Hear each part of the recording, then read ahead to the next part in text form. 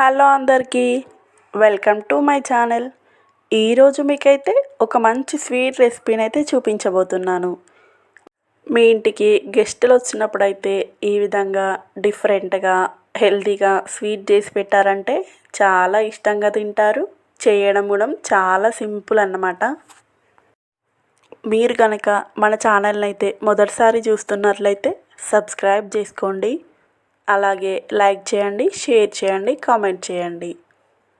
దీనికోసం ముందుగా ఒక పెద్ద సైజు క్యారెట్ని అయితే పైన పీల్ తీసుకొని ఈ విధంగా చిన్న ముక్కలుగా అయితే కట్ చేసుకోండి.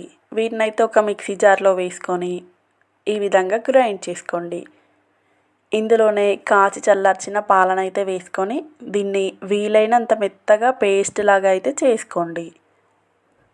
ఈ విధంగా చేసుకున్న తర్వాత దీన్నైతే ఒక బౌల్లోకి తీసుకొని పక్కన పెట్టుకోండి. ఇప్పుడు స్టవ్ ఆన్ చేసుకొని ఒక కడాయిని అయితే పెట్టుకొని అందులో 1 టేబుల్ స్పూన్ నెయ్యిని అయితే వేసుకొని అందులో మనం ఇప్పటిదాకా మిక్సీ పట్టుకున్న క్యారెట్ పేస్ట్ని అయితే వేసుకోండి. ఇందులోనే ఒక 1/2 కప్పు వరకు బొంబాయి రవ్వని కూడా వేసుకోండి. వేసుకొని లో టు మీడియం ఫ్లేమ్లో ఈ విధంగా కలుపుకుంటూ ఉండాలి. మనకి ఈ క్యారెట్ అనేది రవ్వతో మంచిగా కలిసిపోయి ఈ విధంగా దగ్గరగా అవ్వాలన్నమాట.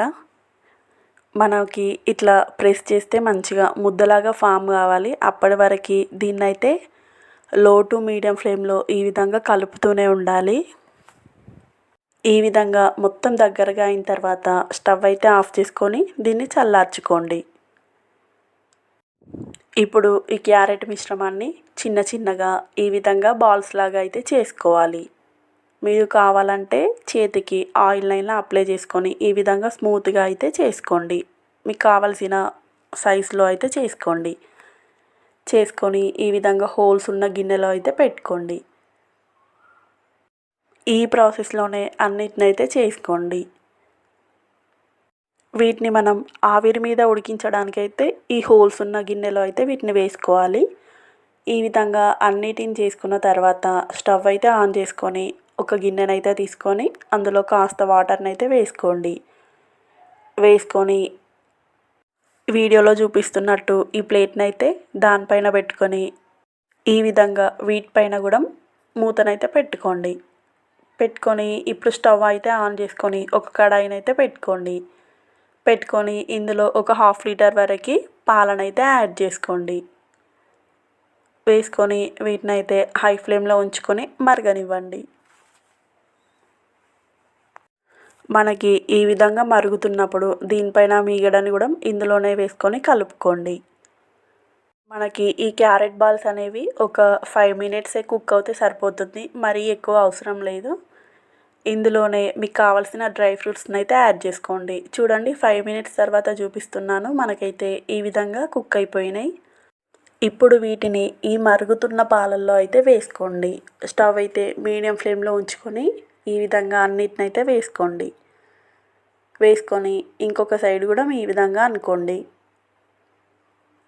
ఒక 5 మినిట్స్ అయితే మరిగిన తర్వాత స్టవ్ అయితే ఆఫ్ చేసుకోండి.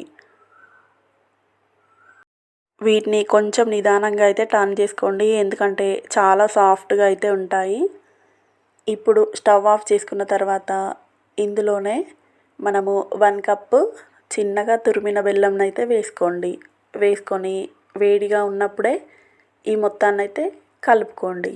స్టవ్ అయితే ఆఫ్ చేసేయండి, లేదంటే మనకి పాలు విరిగిపోతాయి. ఈ విధంగా కలుపుకుంటే మనకి బెల్లం అయితే కరిగిపోతుంది.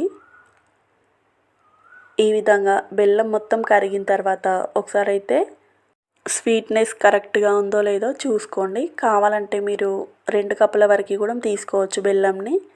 అంతేనండి. కాస్త చల్లారిన తర్వాత బౌల్లో సర్వ్ చేసుకొని తింటే ఎంతో టేస్టీగా ఉండే స్వీట్ అయితే రెడీ అయిపోయింది. ఇదైతే చాలా చాలా టేస్టీగా ఉంటుంది, మరియు అంతే హెల్తీ కూడా. తప్పకుండా ట్రై చేయండి.